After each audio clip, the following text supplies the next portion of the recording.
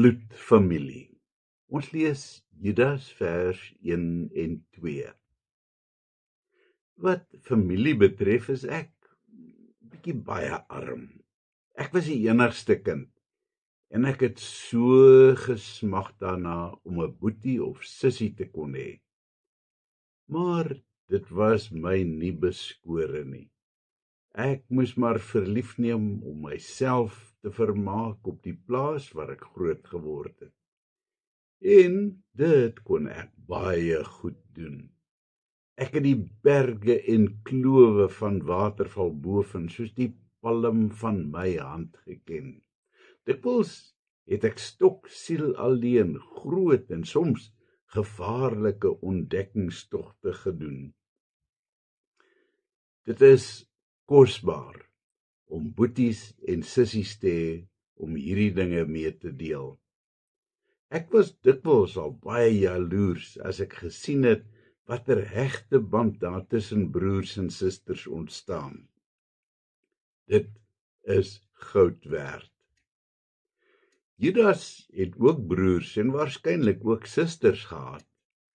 Inderdaad het Judas 'n baie spesiale broer gehad, maar Judas is so beskeie hieroor dat hy nie eers wil noem dat hy die jonger broer van Jesus was nie.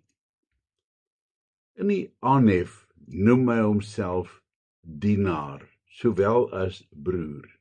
Hy is egter nie Jesus se broer nie, maar Jakobus se. En soos ons gister gesien het, was Jakobus die ander broer van Jesus. Judas wil egter eerder geken word as Jesus se dienaar, oftewel sy slaaf. Die feit dat hy homself nie as Jesus se broer beskryf nie, maak sy selfbenoeming as Jesus se slaaf baie merkwaardig. Die tyd toe Jesus se eie broers nie in hom geglo het nie, is vir altyd verby. So wil Judas hiermee dalk sê. Vir sy lesers wil hy sê dat hy nie sy familieverwantskap aan Jesus eers wil noem nie, want hy glo waarlik in die godheid van Christus en hy wil hulle op hierdie wyse oortuig dat dit 'n werklikheid is. As gelowige wil hy maar net geken word as Jesus se dienaar, alhoewel hy sekerlik die volste reg het om Jesus se broer genoem te word. Die vraag wat ek myself vanoggend moet afvra is, hoe ek my verwantskap aan Jesus wil sien. Vir my persoonlik wil ek hom sien as bloedfamilie. Ek is immers 'n kind van God en Jesus is die seun van God. Dus is Jesus vir my eie familie, eintlik my broer. My verhouding met Jesus wil ek graag op 'n baie intieme en persoonlike vlak beleef, soos 'n mens dit alleen kan beleef met 'n broer wat baie naby aan jou is. Dit is my binnekamer verwantskap met Jesus. Waar daar 'n goeie verhouding tussen broers of susters is, sal hulle dinge met mekaar deel wat hulle met niemand anders sal deel nie. Daar's 'n baie groot vertrouensverhouding waar hulle openlik met mekaar sal gesels. Daar is ook 'n sterk liefdesband wat hulle bind en hulle sal hulle lewens vir mekaar aflê. Hulle sal dinge vir mekaar doen wat hulle vir geen ander mens ooit sal doen nie, sonder om enige iets terug te verwag. Maar hoe lyk my verhouding met Jesus?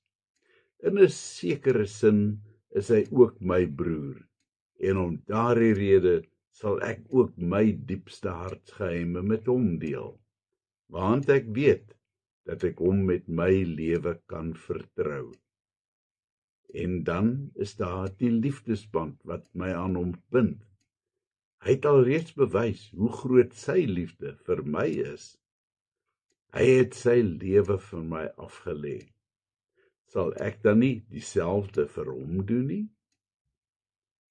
Soos wat broers dinge vir mekaar doen, sonder om enige iets terug te verwag, so is dit ook tussen my en Jesus. Vir my het hy alreeds ontelbare dinge gedoen, en hy doen steeds vandag vir my baie meer dinge as wat ek kan opnoem. Sal ek dan nie nou hande gevou sit en aan die ontvangkans wees? Beslis nie.